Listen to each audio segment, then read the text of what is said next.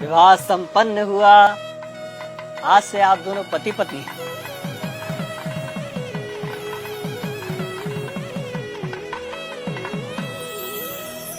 भाई साहब, पंडित जी को भी दक्षिणा देके निपटाओ बस। हाँ हाँ जीजा जी, याद है मुझे।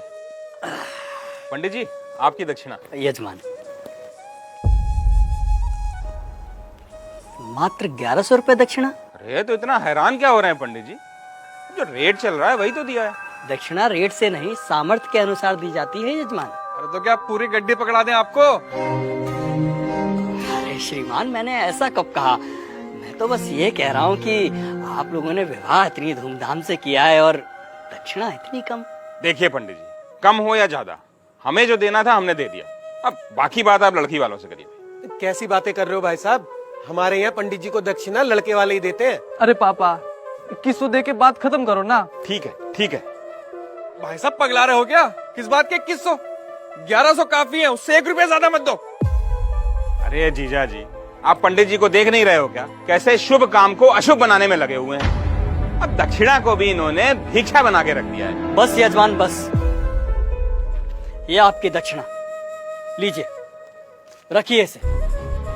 लेकिन एक बात मैं आपको बता दूं, बिना दक्षिणा के कोई भी यज्ञ संपन्न नहीं हो सकता, क्योंकि दक्षिणा यज्ञ की पत्नी होती है और सामर्थ्य होने के बावजूद दक्षिणा ना देने वाले व्यक्ति को गौ हत्या के समान पाप लगता है। अरे यार, इन पंडितों का यही है, जरा सा कुछ कह दो फौरन पाप पुण्य शुरू हो जाता है इनका, और इनकी जेब भरते रहो तो सब ठीक है। सही कह रहे हो जीजा जी।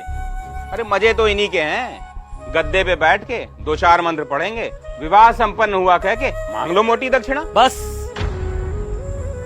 बहुत बोल चुके आप लोग, अब मेरी सुनिए।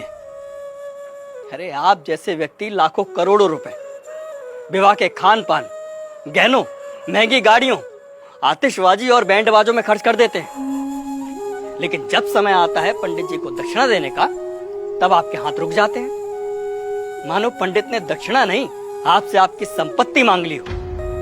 एक बात बताइए, यदि किसी विवाह में पंडित ना हो, फेरे और बाकी कर्मकांड ना कराए जाए, तो इन 56 भोगों, नाच गाने और शराब पी के हुड़दंग मचाने से विवाह संपन्न हो जाएगा? नहीं होगा, क्योंकि विवाह में इन सब का कोई महत्व नहीं होता।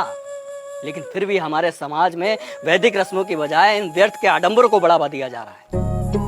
विवाह में फना बैंड आएगा, महंगा फार्म हाउस होगा, विवाह में आने वाले बारातियों को क्या और कितना शगुन देना है, इसकी तैयारी महीनों पहले शुरू हो जाती है। और मंडप में अगर पंडित सुपारी मांग ले तो आप कहते हैं कि अरे पंडित जी भूल गए। क्या यही तरीका होता है विवाह का?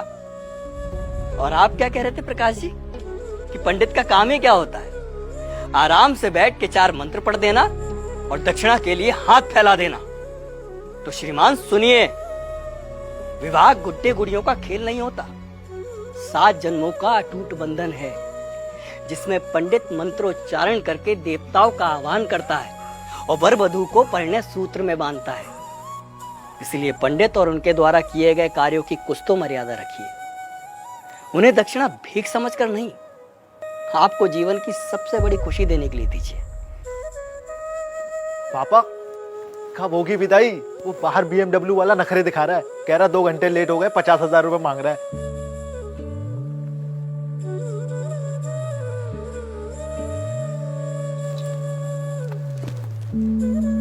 ये तुम्हारे विवाह की दक्षिणा।